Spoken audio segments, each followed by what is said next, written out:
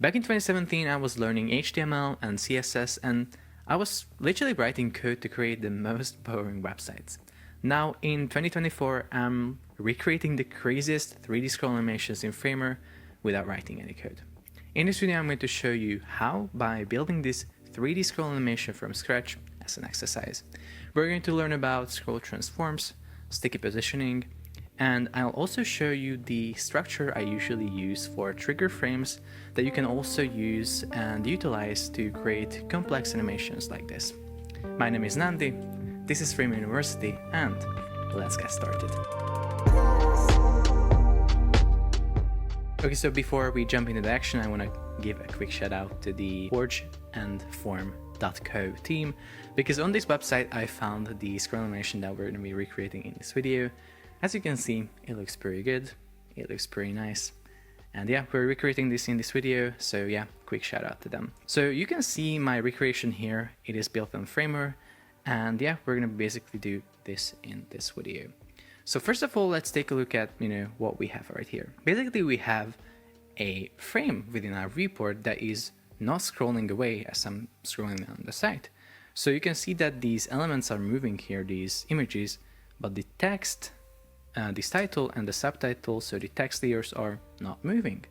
But I'm scrolling down on the site. So yeah, there must be like a special setup that we are using here to create this kind of behavior. We're actually using sticky positioning. So this here is a large sticky position frame, which is sticking to the top of the viewport as we are scrolling down on the site. So we can keep the text in view, and then we can keep these layers in view as well, these images, and we can move them with scroll transforms, triggered with scroll sections. And yeah, basically that's how we create this little animation. And in this video, I'm going to show you how to do it. And basically, if you watch this video from the start to end, you're going to kind of know how to create crazy animations in Framer with this same technique. Because the thing is that this sticky position frame technique used with scroll transforms is used for so many different scroll animations. So yeah, you can definitely utilize this in other scenarios as well. So let's jump into Framer. I'm going to show you my little project setup here. I have some images here that we're going to use and a text layer, but you're going to have this exact same project setup. If you go down to the description and you click the remix link, you will go to the left panel, pages, and you're going to click the starter page. This is where you're going to find everything that you need. And yeah, you can start building with me. However, I'm going to go to the tutorial page and continue building here. First, what I'm going to do is I'm going to just draw a frame here within this main stack that we have within the desktop breakpoint. So I'm going to click F on press F on my keyboard and just draw a frame. So basically what we're doing with this frame that I'm drawing here is we are defining the length of the sticky effect. So basically how sticky positioning works in Framer, you can see that if I scroll further, the sticky effect, ends at a certain position, and we can, scroll further on the site if we maybe have more sections. So we kind of have to define how long we want this sticky effect to happen. And on this page, maybe we want this to happen for I don't know, 4,000 pixels or something like that. Now you can see that this frame has 4,000 pixels height, but you can see that the main stack, which wraps this frame, is not adapting to it because it has a fixed height of this value here. We can just set it to fit content and it will nicely fit this frame that we've just created. We can set this to fill as well and then remove its fill color, turn it into layout. So, elements within will nicely be positioned relatively. I'm going to use vertical direction, distribute start, and gap will be set to 0. And I will rename it to scroll container. Okay, so within this scroll container, I usually place the sticky position frame. So I'll draw another frame, I'll set that to width fill as well. You see that I'm doing these things usually, so I'm usually setting the width to fill. So you can also remember these and I don't know, create some little notes for yourself that usually when you're creating these section frames on your site, you usually have to set them to width fill to make sure that when our site is being resized, it's nicely adapting to the change of the width of the site. So the width will be fill, I'll rename it to sticky. And on the right panel, I'll also remove the fill color because we're not gonna need that. And then the height here will be viewport. and 100 VH. So you could be asking, Nandi, what is 100 VH? 100 VH basically means that this frame will always take up 100% of the given viewport. So, you know, the viewport height is always changing depending on the device that we're using to visit the website. On this phone, the viewport height might be, I don't know, 800 pixels. And if you're looking at this website on like a huge screen, maybe like a monitor or like a TV screen, it's going to be probably a much larger viewport height. But if we set our frame to 100 VH, it will nicely, you know, dynamically adapt to that height all the time. So this is a perfect setup for us. And then I think we can also turn this sticky position frame into, or sorry, not sticky position, it's not yet sticky positioned, it's just relative. Its name is sticky, but yeah, what I wanted to do is I wanted to turn it into a stack with this layout button right here. Now we have this, everything looks pretty good. And maybe we can just put a little frame within this sticky position frame. Maybe we can like just put maybe this image here, and then this text layer here. You can see that now these are positioned right next to each other. We can easily change that if we click the sticky frame, and then we switch the direction on the right panel to vertical. As easy as that, and we can then just reorder these with the arrow keys. And yeah, it looks pretty good. So now we're gonna like take a look at the positioning of these elements a little bit later. Now just take a look at what we have now. We can preview the site with Command P, and here I scroll down and you can see that it's not yet sticky, so it's not sticking to the top of the viewport as we scroll down. It's like just scrolling away. So how do we turn this into a sticky frame? We can just simply select the frame that we want to turn into sticky positioning. We can go to the right panel and just switch the type to sticky. So now Framer has this little issue that wasn't fixed in the past 2 years. So we have to set the viewport height back to 100 VH when we set the frame to sticky, because for some reason when we change it to sticky, it switches to a different value. So we have to set it to 100 VH, and then it should be great, but maybe it's not. Yeah, it's not great. So there's one extra little thing that we have to pay attention to, and that's the fact that in order for sticky to work, we have to set all of its parent frames to overflow visible. So what is a parent frame? So if we look at the left layers panel, we can identify the sticky frame itself, and then all of these frames that are wrapping the sticky will be its parent frames. So we can just select them. I'm holding down Command on my keyboard and clicking these, all of these parents, and then we can just switch the overflow on the right panel to visible. So if we preview this again, you will see that I'm scrolling on this side, but this is not scrolling away. So it's pretty good. We can also add like a little spacer section to the end of this. So we can just create another frame here on the canvas, and I press Command and X to cut this and place it onto my clipboard, and then I can paste it into the main stack. And now it's gonna be below the scroll container. We can set it to with fill. We can maybe set a different fill color for this spacer section. And I'm gonna also rename it to spacer. So now if I Command P to preview, you're gonna see that once I reach the end of the scroll container frame that we've defined, we're gonna now scroll further and see the spacer section.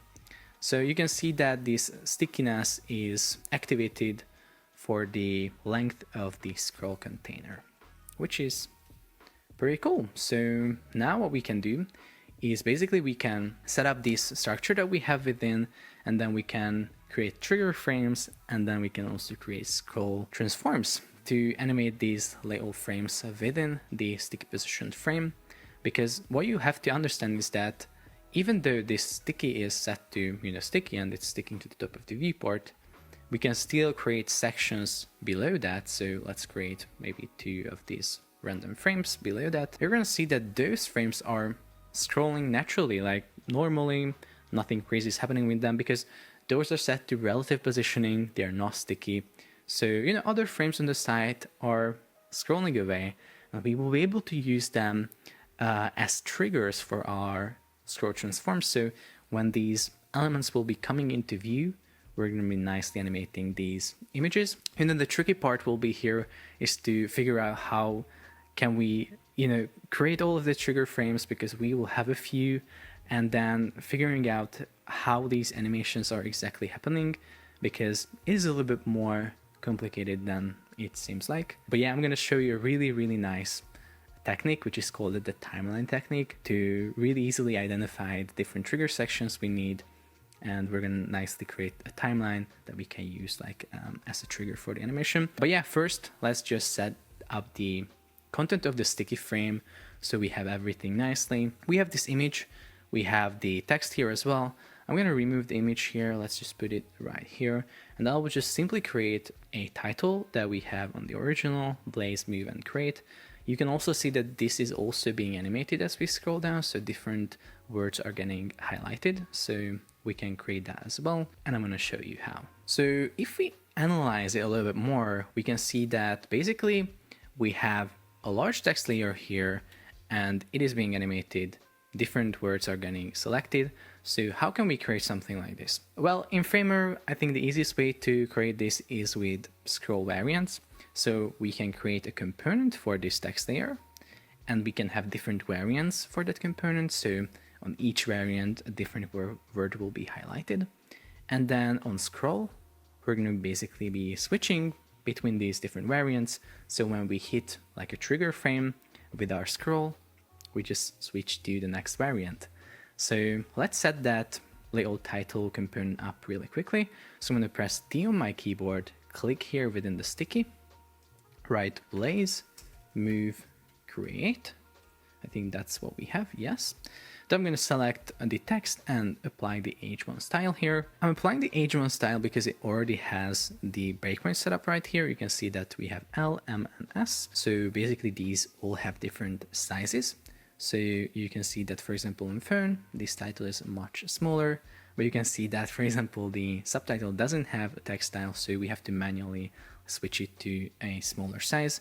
And we can also make sure that it is actually fill width, so it fills up the available space.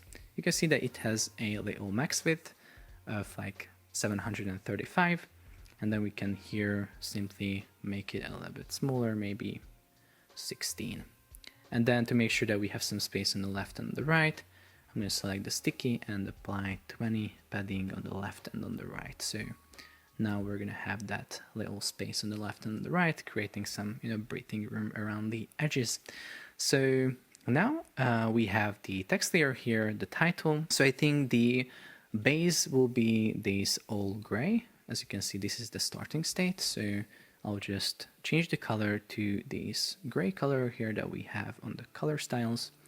And then, yeah, basically I think we can wrap this inside of a frame. So I'm going to press Option, Command, and Enter. This wraps the text layer into a stack, which I'm going to call title. As you can see, it's set to width fill, height fit, and then the layer within the text layer can also get width fill. And then the alignment can be in the center, so it's nicely staying centered. Then I'm going to rename the text layer on the left panel to 1. And yeah, maybe at this point I can turn this into a component.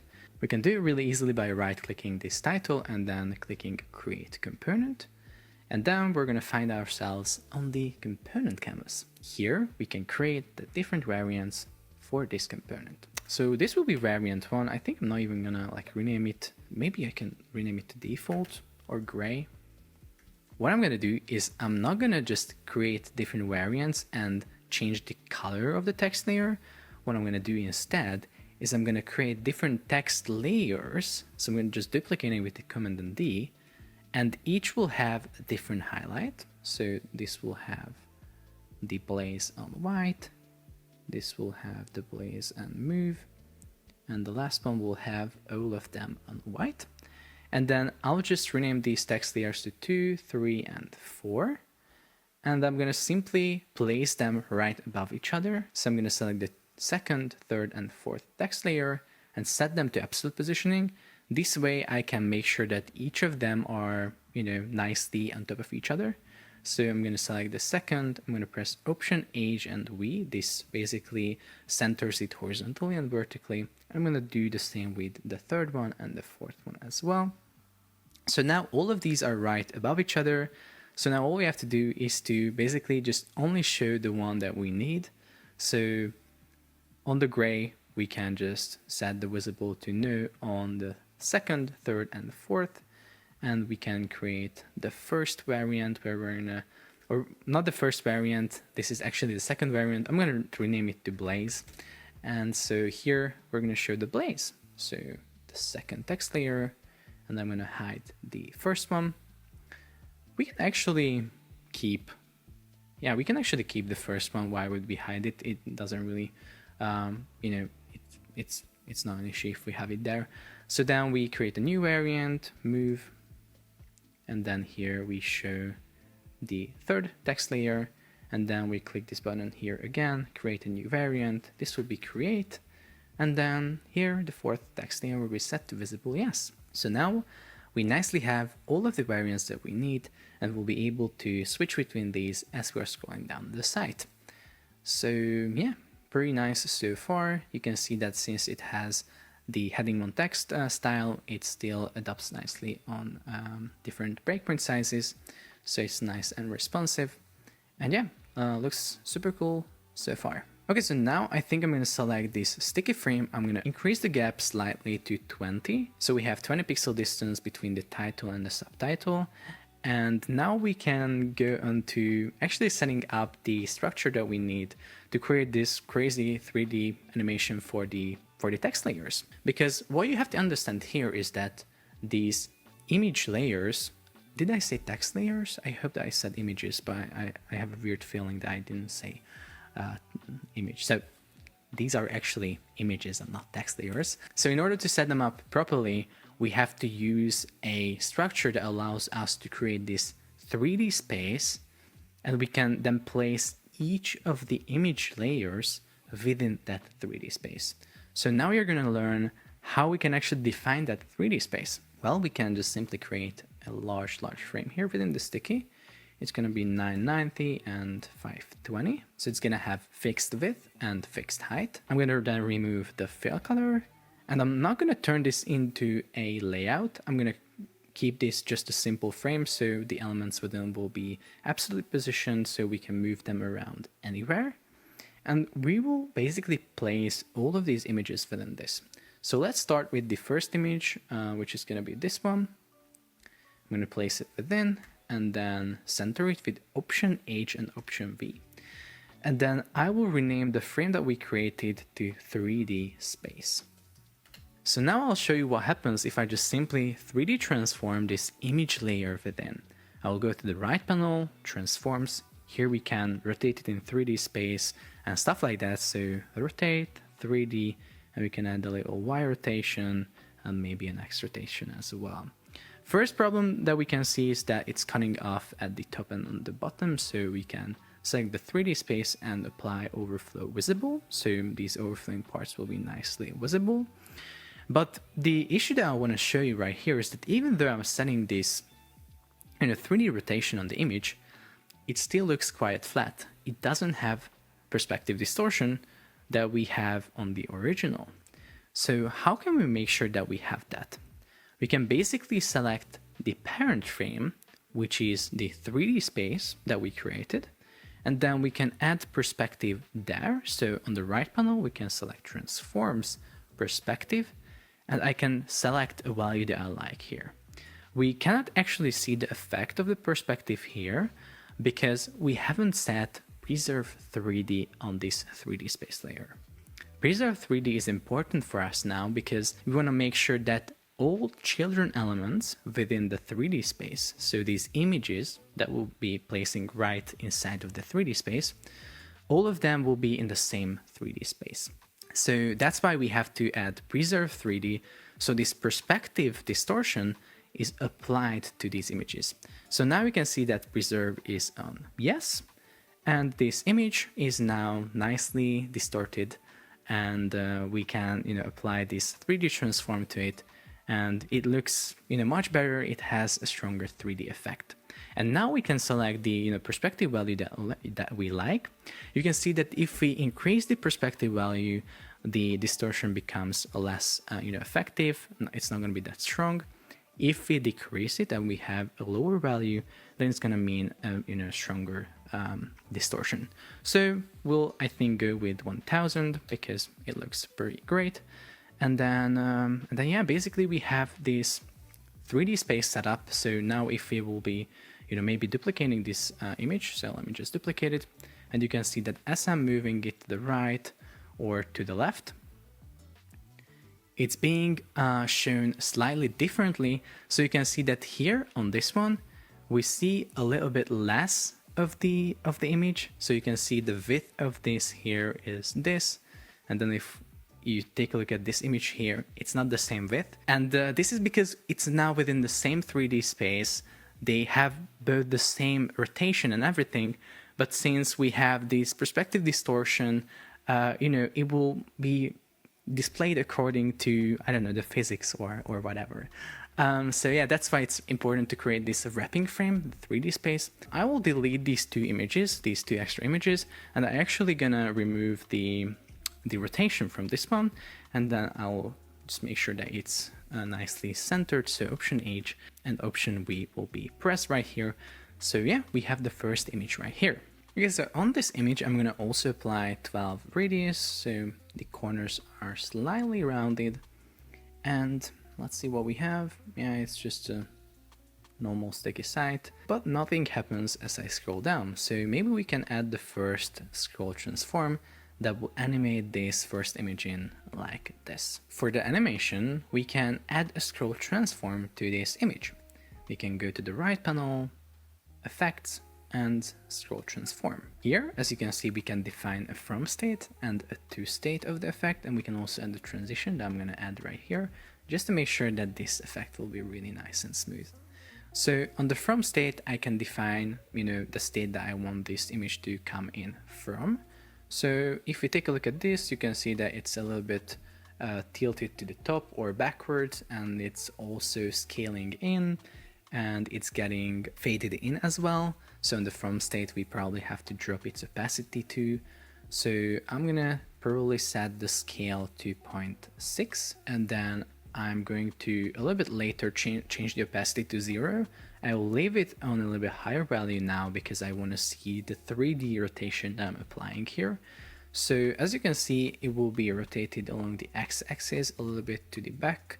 So maybe it's gonna be 80 here, and then yeah, probably that's it. Maybe we can also add a little bit y offset to the top, maybe minus 60. And then yeah, now we can change the opacity to 0, and it will basically animate in from this position, and then we can define the to state, which will be basically one opacity, one scale, and basically no rotation and no nothing. So yeah, we can now take a look at this. We can preview, and as I start scrolling down, you can see that it's nicely coming in, but we can see a little issue here, which is that I have to scroll so much to like see any effect here, and this sticky positioning ends before actually getting to the end state of this scroll transform, which is not really great. So why is this happening? Basically, it's because this scroll transform, as you can see, it's set to on scroll trigger. You can see it right here. And on scroll trigger basically means that the animation will transform the element from the from state to the to state, from the top of the page to the bottom of the page. And you can see that we have a really, really large website. So what if I want to animate from the from state to the to state a little bit faster? How can I achieve that? Basically, I can just switch this to section in view, and then I can just define a section. As you can see, I cannot select any sections here because I have to specifically define that section on the right panel, which we're going to do a little bit later.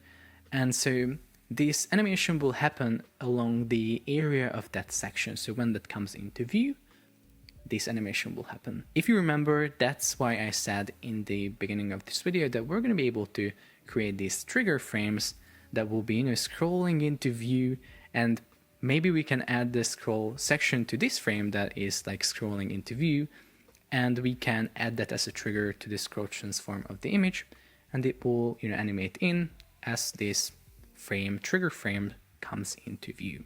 But now I want to take a little bit more time into explaining how we can easily define these trigger sections and what is the structure that I usually use. If you go to the planner page on the left, you're going to see that I have this little timeline right here. You're going to be able to copy it from here don't go down to the description and ask me, Nandi, where can I get this, how to get this. You can remix the project, come to the planner page and just copy it to your project if you want to use it somewhere else. But basically you could be asking, Nandi, what is this timeline? Well, let me explain what is this timeline. If I go to my browser and I come to this page, which is Jitter, I don't know if you know Jitter, but it's basically a super cool animation tool that allows you to, create these cool little animations really easily. It's a super friendly tool. And yeah, you can see that here, for example, if I play this animation, it's just a simple like logo animation. This logo scales in and then the text also scales in. And you can see the timeline of the app is right here on the bottom. And you can see that we have these little parts on the timeline, which basically shows different animations. So for example, the logo scale in animation happens from this position to this position. So the length of the animation is this. We can, resize it so it will, happen a little bit faster. So now, as you can see, it's super fast. I can also make it slower. So now the scale animation is smaller, and I can also move it along right here to have the animation play out at different times. And you can see that I can change these different animations. So we have, an animation on the company text. I can also change these positions. So maybe the text will come in right after the logo. And of course, it's not going to look great. But the point here is that you can use this timeline to really easily change how these different elements are animated in relation to each other. And it's just an easy way to construct our animation visually. So basically, if I screenshot this and if I bring it to Framer, you can see that here this timeline is horizontal and our timeline is vertical. And basically that's the only difference.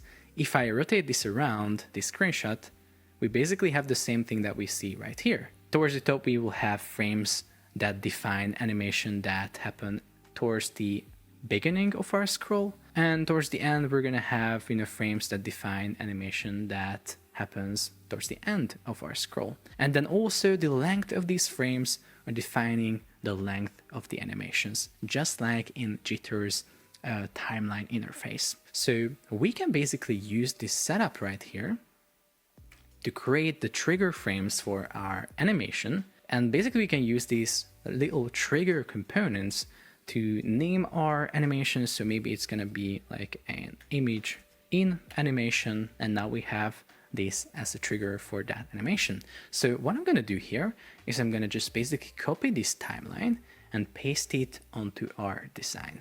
So I'm going to come here to tutorial, and then I'm going to paste it within this scroll container. So it's going to be below the sticky, as you can see.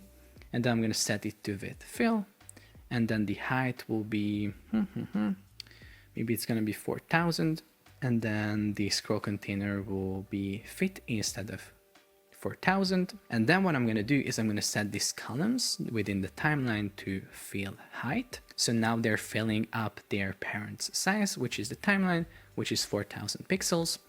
And then we can just arrange these little triggers within to create our animation. So I'm going to delete this second column because for now we're not going to need that.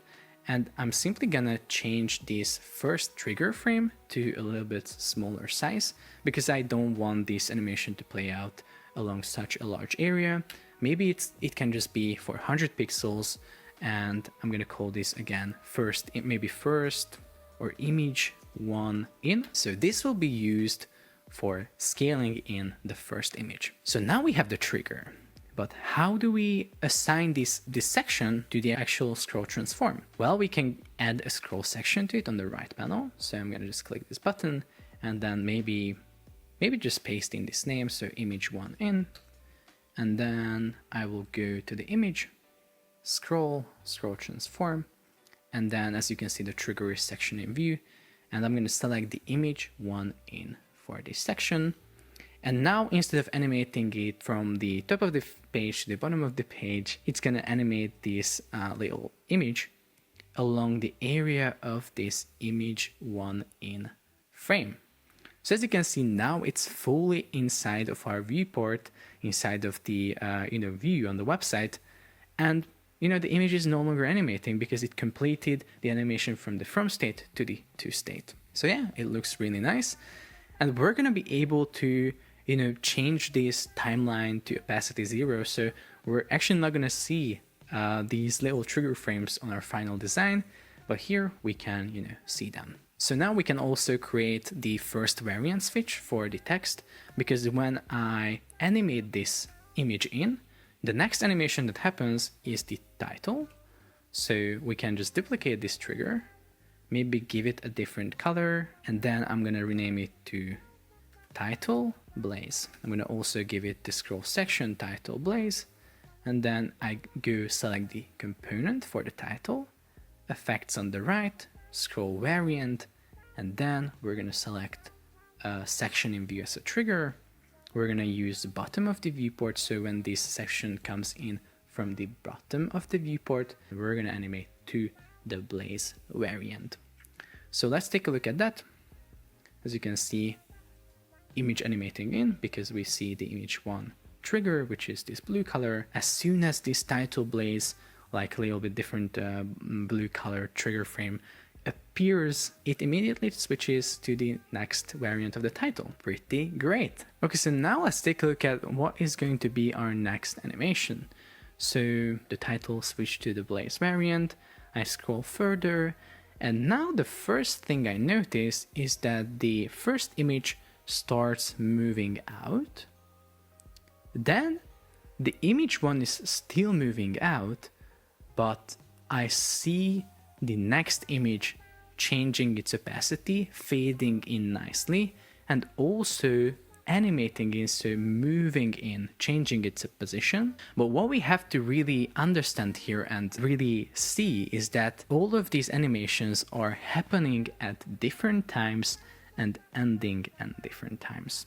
So for example, the first animation that triggers is the animation for the image, the first image. It starts moving out to the left, but it doesn't complete the animation fully. We already see the second image changing its opacity from 0 to 1. It already changed the opacity completely from 0 to 1, but this image 2 is still moving to the left. And then I think both of them, no, actually they don't even end at the same time. So this image at the background already stopped, but this one right here is still moving. So this is going to be the layer that ends last. So that is going to be the trigger frame that will be, the last, or not the last, but the kind of the longest. So now let's try to construct this little animation that we have right here.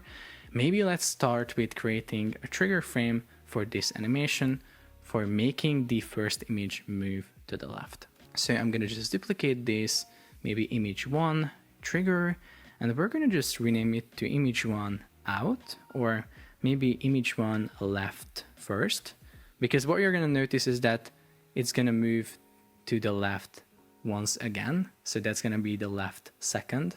I think that makes sense to name it like that. So this is the first time we move to the left. Let's add a little different color here as well, and let's add the scroll section named image 1 left first.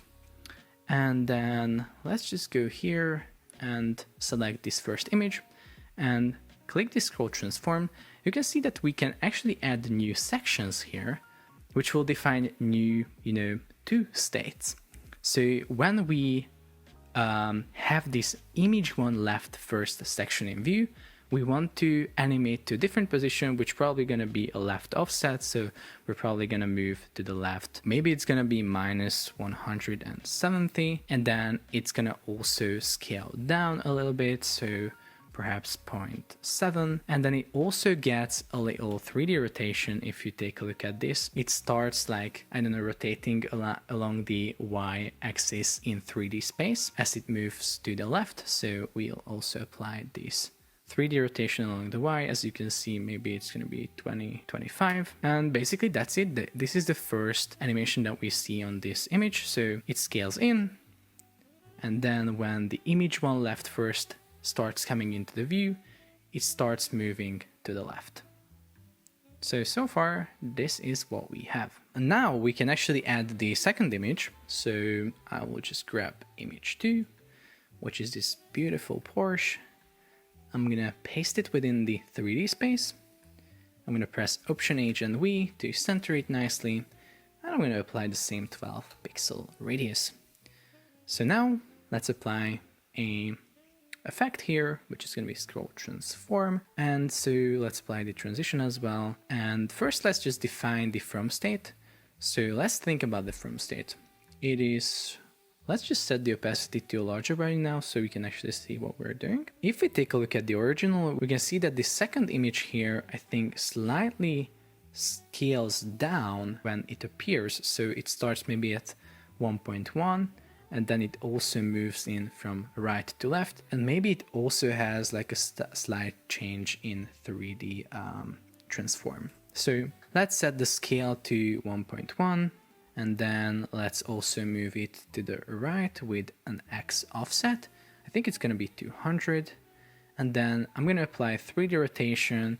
It is also rotated along the Y axis, so maybe, I don't know, 25. I think that's what we had on the previous image. And yeah, it's probably gonna come in from this position, and you can also see that its opacity is changing from 0 to 1, so we can also maybe set that right here. Okay, and then the to state, well, the to state, you can see that this is where it stops, so we have to set this as the to state. So probably we're gonna set a different X offset, so I don't know if it fully comes to 0.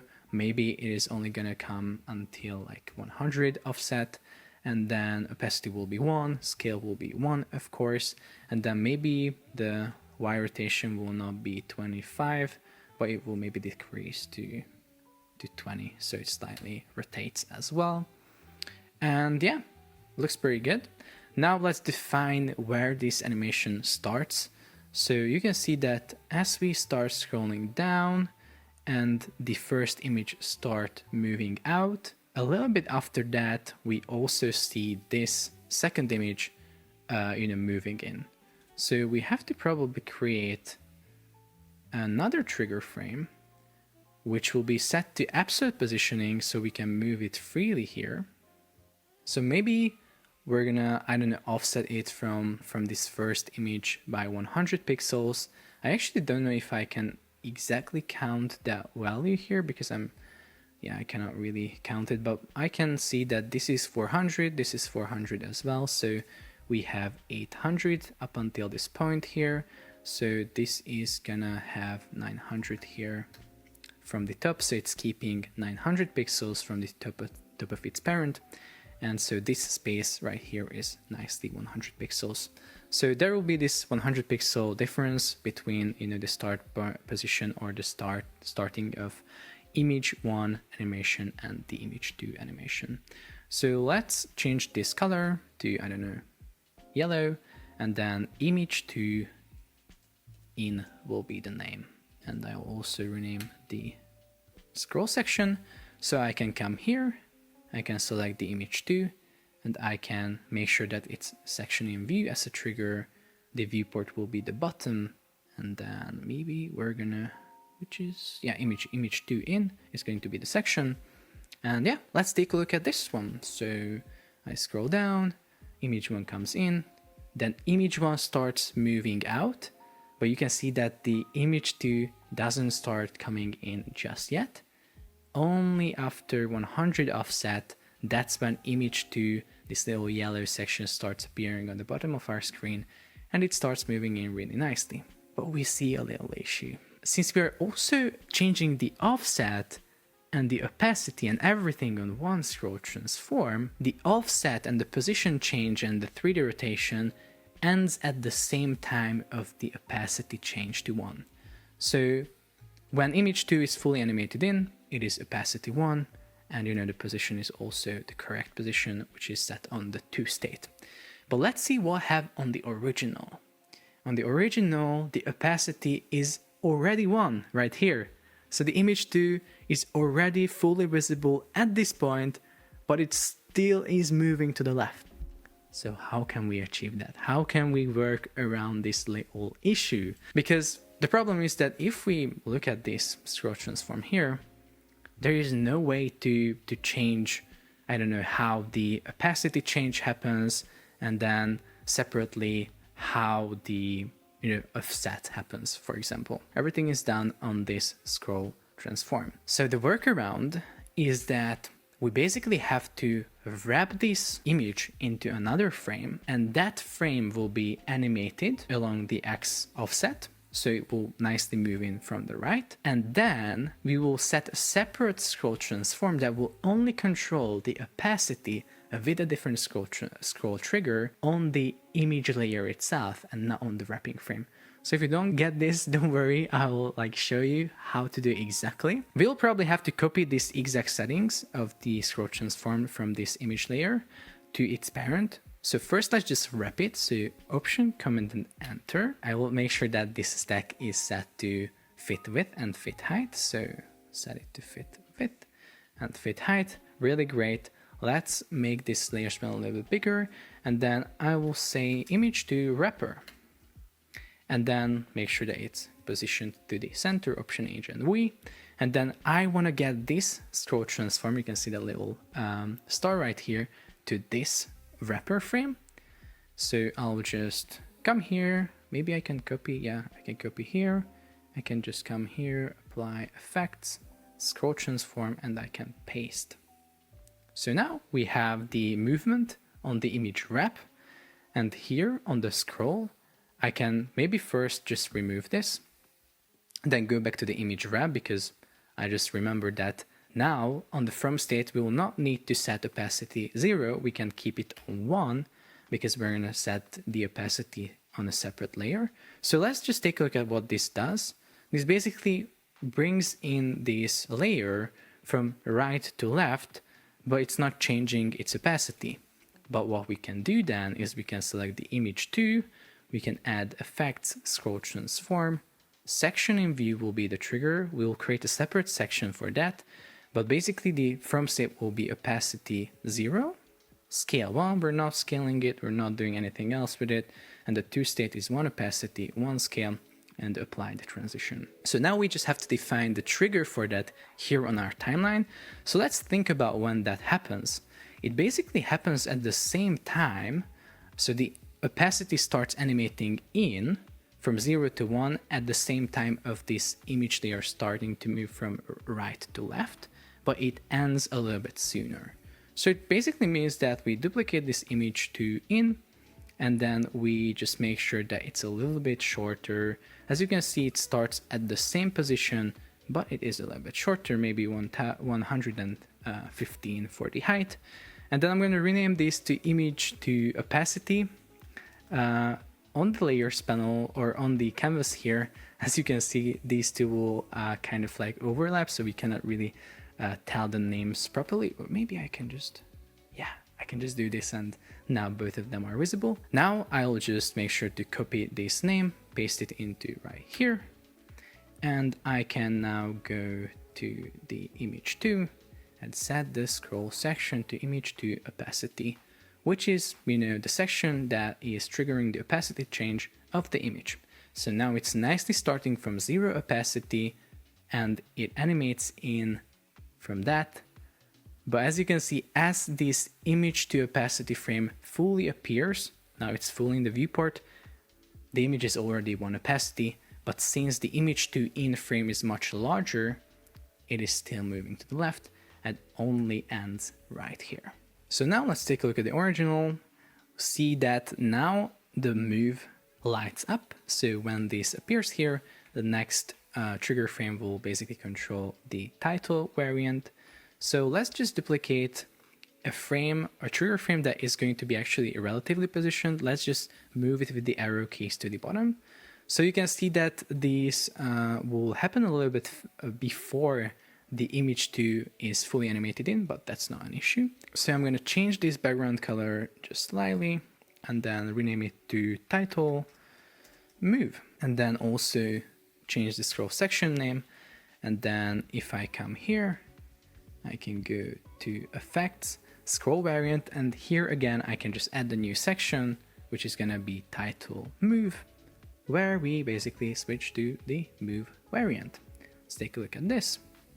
Everything looks nice, and you can see that the move is now highlighted right here, which is exactly what we have on the original. So now we just have to basically use the same technique. As you can see, we already have a bunch of these trigger frames, and I know that it would be a little bit complicated to try to figure out how to position these trigger frames and how to create all of these.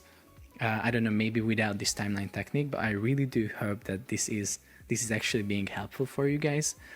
So yeah, let's create the last section as well, or add the last image. So image 3 is right here. I'm going to already apply 12 radius here, and I'm going to already wrap it in another frame, because you'll see that this has the similar behavior. It first, changes opacity from 1 to 0 and ends the offset a little bit later. So we'll have the same structure for this.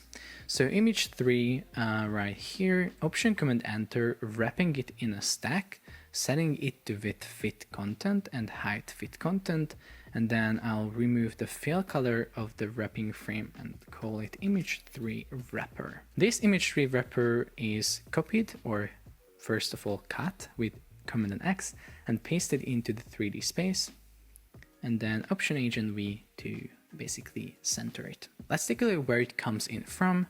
So it is a little bit more offset to the right and comes in from that. And then maybe again it's gonna have a little like Y rotation along the 3D axis. So yeah, let's take a look at this. On the right, I'm gonna add effects. We are selecting image 3 wrapper, so applying the offset and the 3D rotation, but we're not touching the opacity. So the from state will be opacity 1. Scale, it's gonna scale up a little bit here, so maybe the same point, 1.1. And then what we're gonna do is we're gonna add the 3D rotation 25 along the Y, so it's tilted the same way as the previous images, and then offset it to the right, maybe 350. And yeah, this is going to be a from state, and then the to state will be essentially 1 opacity, 1 scale, and then we're gonna have a slight 3D rotation change. It's gonna be 20 instead of 25. And then the offset is gonna be 250 instead of 350. So it's gonna move 100 pixels along the x-axis to the left. So before we add any trigger frames, let's take a look at the original again.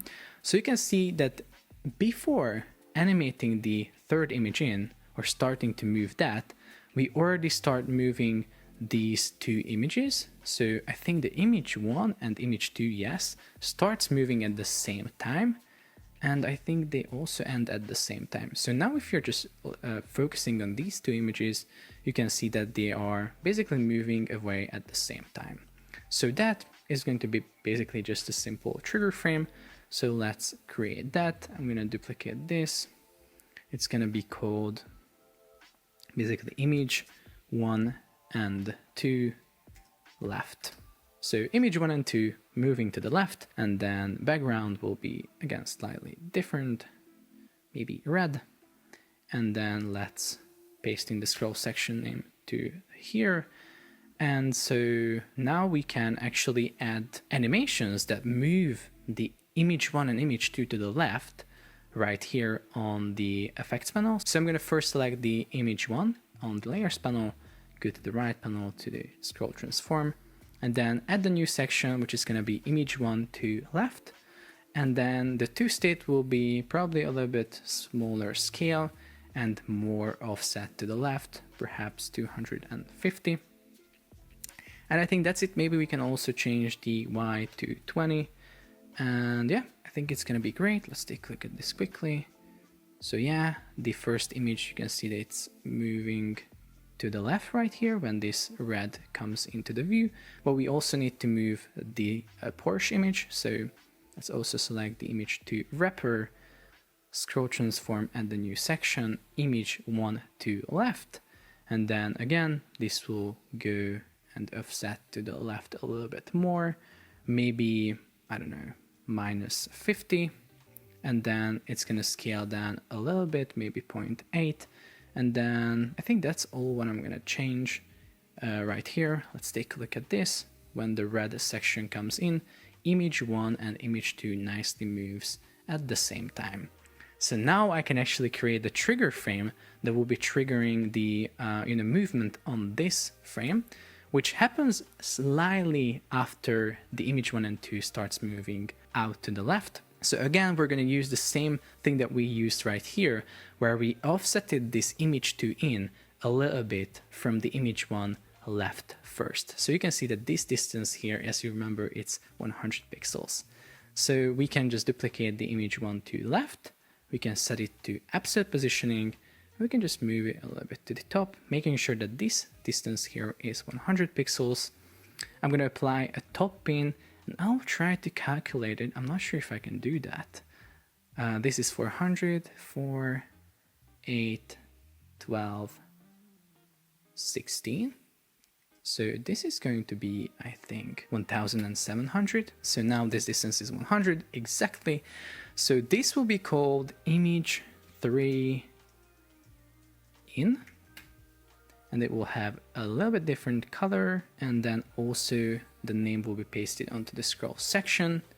So this will be the movement, not the opacity, but the movement. So image 3 wrapper, scroll, trigger will be section in view. We're going to select the one that we created now, image 3 in, and that's basically it. Let's take a look at that. As you can see, when image 3 in comes into view, it starts moving to the left. But we have to also separately change the opacity so it happens a little bit faster. As you can see, we did it with this little image to opacity trigger here. So we can do the same. We can just hit Option on our keyboard and just move it a little bit to the bottom. We can move it down here. So as you can see, it starts at the same time as image 3 in, but ends a little bit faster. So I'm gonna rename it to image 3 opacity, and the color can be again slightly different, maybe pink, and then name pasted onto this scroll section. So now the opacity is changed on a different layer, which is the image 3, and effects, scroll transform, section in view. Section will be called image 3 opacity. I'm gonna add this transition. I'm gonna also specify the from state, which is gonna be opacity 0, scale 1, we're not scaling. And then the to state will be opacity 1 and scale 1. So now in theory, everything should be good. These images are moving to the left nicely, new images are coming in. We have this amazing effect. The last little touch that we have to do is the actual last, little title switch. We have to highlight the create when we end this whole thing. So let's grab this first trigger, duplicate it with Command and D, and move it down with the arrow keys to the very bottom, and then call this title create, and then paste it onto the scroll section name, go back to the top, select the title component, scroll variant effect, add the new section, title create, and switch to the title variant.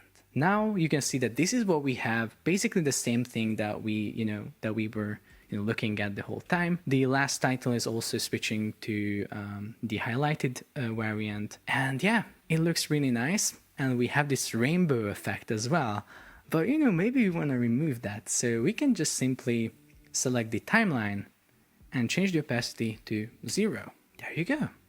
And now no one is gonna know that what is happening in the background. They're gonna be like, wow, how did you do that? How did you create this effect? And you're gonna be like, don't worry, I'm like a professional.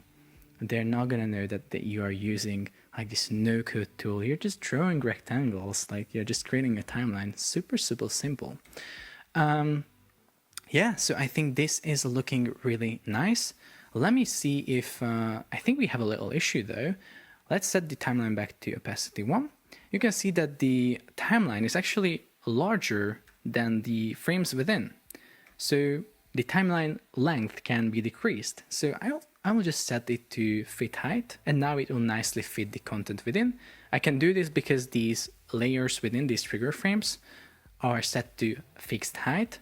So they have a fixed, total height when we add them together. And if we set the column and the timeline as well to fit content, it will nicely fit these frames. So now, as we end this whole thing and the last trigger frames leaves the viewport, this stickiness will nicely end. So yeah, that's it. Again, timeline opacity 0. So we are basically changing this opacity to 0 to hide it completely. And there is also one thing that we have to pay attention here, and that's the fact that, okay, we hidden these layers, but if you take a look at this, I actually can, okay, that's actually weird because I can interact with this text layer. Okay, for some reason I can interact with these text layers, but what usually happens is that this timeline basically goes above our sticky positioned frame, but for some reason now it doesn't happen. I actually don't know why.